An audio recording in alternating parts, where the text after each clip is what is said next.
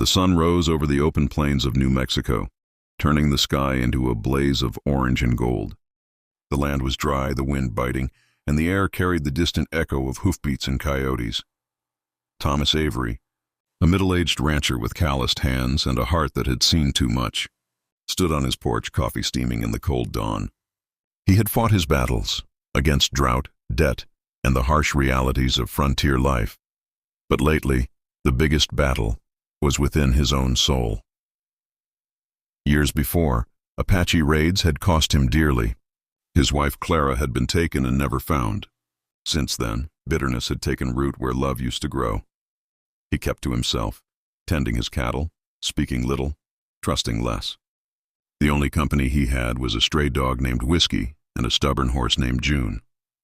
But on one cold morning, fate came riding out of the desert, not in the form of vengeance, but in a plea for mercy.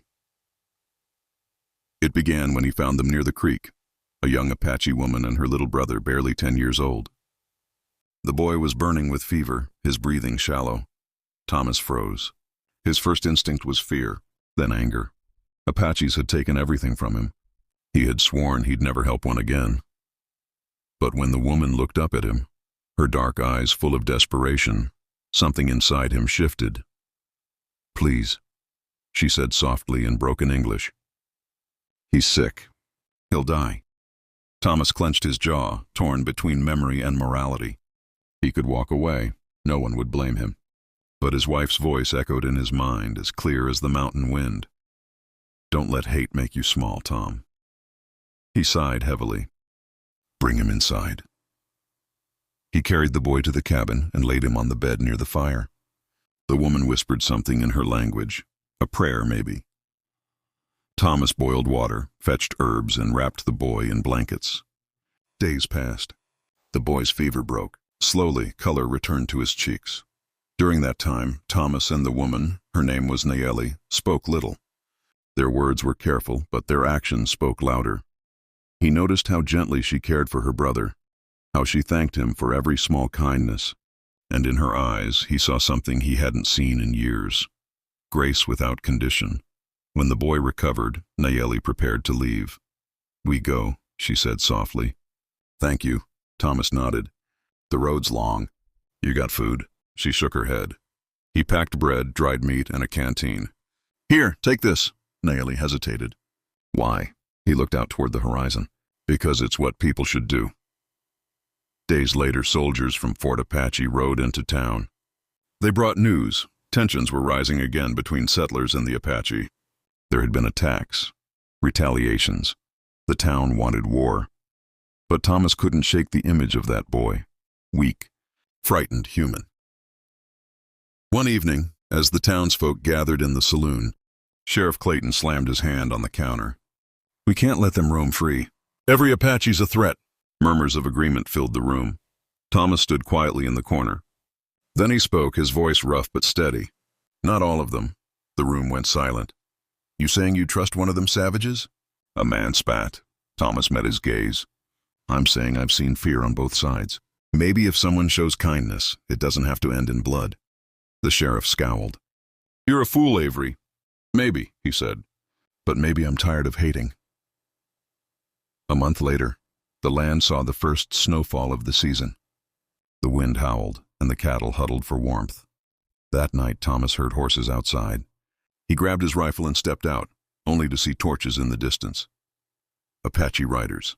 His heart raced. He raised his gun. Then, from the front, a familiar voice called out in the dark. "Rancher!" It was Nayeli. Behind her rode half a dozen Apache warriors, proud, silent, but calm. She raised her hand. "We no fight." "We warn." Thomas lowered his rifle, confused. "Warn about what?" She pointed toward the north ridge. "Soldiers come. They burn camps. My people flee this way." Thomas frowned. "Through here?" "There's nothing but desert and snow." She nodded. "We die if we stay. You have water. You have land. We pass. No harm." He looked into her eyes, the same eyes that had begged him for mercy once. He nodded slowly. "You pass. No trouble here." 2 days later, soldiers arrived at his ranch.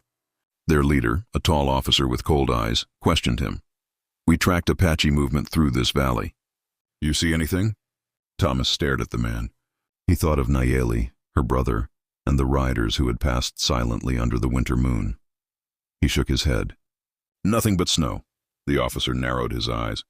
If you're lying, you're aiding the enemy. Thomas met his glare. Then I guess I'm just helping people survive the winter. The officer spat in the snow. You'll regret this.